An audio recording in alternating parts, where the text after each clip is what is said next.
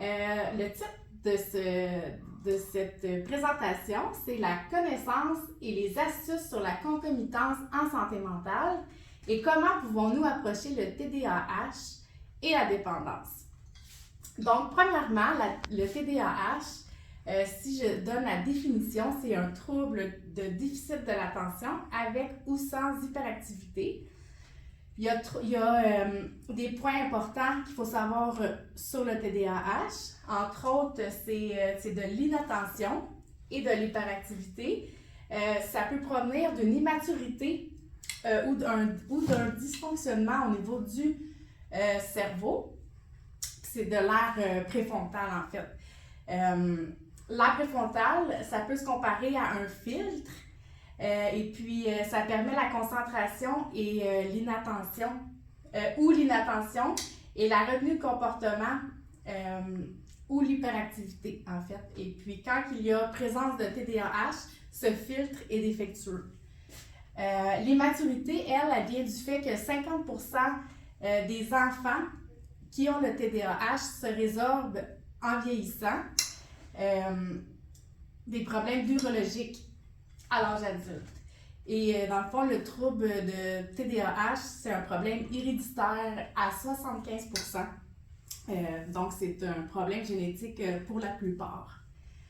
Aussi, les symptômes principaux du TDAH, selon le DSM-5, on a ici, ça va être plusieurs exemples, ne parvient pas à porter attention aux détails, fait défaut d'étourderie, a du mal à soutenir son attention au travail, évite ou en a aversion les tâches qui demandent un effort mental soutenu. Il perd ses objets, se laisse facilement distraire. Il va avoir aussi, ça c'est par rapport à l'inattention, il va avoir aussi l'hyperactivité, impulsivité. Ça va être quelqu'un qui va remuer les mains, faire des petits pas sur place tout le temps, constamment. Il va avoir du mal à être totalement au repos.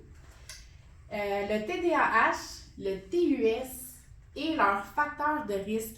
On est allé dans le fond sur le principe de biopsychosocial. Fait que, mettons un exemple de facteur biologique pour le TDAH. On a, comme je l'ai dit tantôt, une forte composante génétique. Et dans le fond, un facteur psychologique. Ça va être de la difficulté à régulariser ses émotions, entre autres. Un facteur social, il va avoir les conflits familiaux, un faible soutien social. Puis par rapport au TUS, ben, il va avoir aussi un facteur biologique, la vulnérabilité génétique à l'addiction. Puis facteur psychologique, il va avoir entre autres recherche de sensations fortes. Et puis, facteurs sociaux, il va y avoir l'influence des pairs,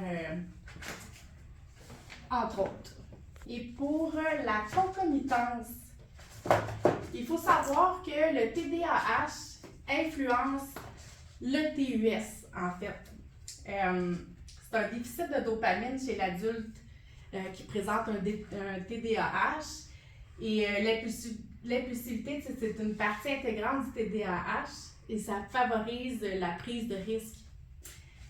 Le TUS, lui, par contre, n'influence pas le TDAH. Si tu n'avais pas le TDAH avant de commencer à prendre des substances, c'est pas ça qui va enclencher un diagnostic de TDAH, même avec le trouble d'usage de substances. Mais par exemple, ensemble, quand il y a la présence de deux diagnostics, ensemble, ils s'interrelient. En fait, c'est comme un cercle vicieux. Il augmente les symptômes de l'un et l'autre ensemble.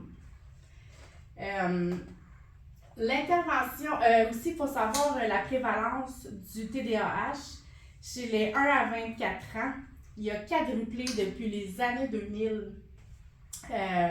Et puis, il y a plus de garçons, il y a à peu près 2 fois plus de garçons que les filles qui vont avoir le TDAH. Et il y a 40% des adultes atteints de TDAH qui seront atteints d'un trouble d'usage de substances dans leur vie. Et 15 à 25% des gens ayant un TUS ou un TDAH. par rapport aux interventions préventives et ou curatives TDAH, dans le fond, pour pouvoir mieux contrôler, on va parler de faire de l'exercice physique, avoir une bonne alimentation, avoir un bon temps de sommeil, de la méditation, de la pleine conscience, canaliser son hyperactivité pour aider à se concentrer.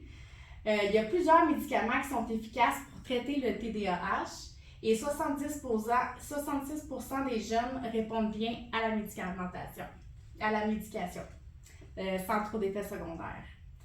Les stratégies et les recommandations pour les intervenants par rapport au TDAH, on va avoir dans le fond le principal professionnel pour traiter le TDAH, ça va être le neuropsychologue. Avec l'aide de tests, il va pouvoir émettre un bon diagnostic. Et aussi, les interventions et stratégies pour la concomitance. L'approche intégrée est l'idéal dans ce cas-ci, en prenant en considération les deux diagnostics. Il est beaucoup plus facile de comprendre les réelles causes provenant des problématiques vécues. Une combinaison d'approches multiples ainsi qu'un plan d'intervention individualisé. En fait, ça va être vraiment de prendre du cas par cas et faire un programme qui va être en fonction de la réalité et l'unicité de la personne, en fait. Donc, c'est pas mal tout pour les composantes du TDAH et de la concomitance avec un TI.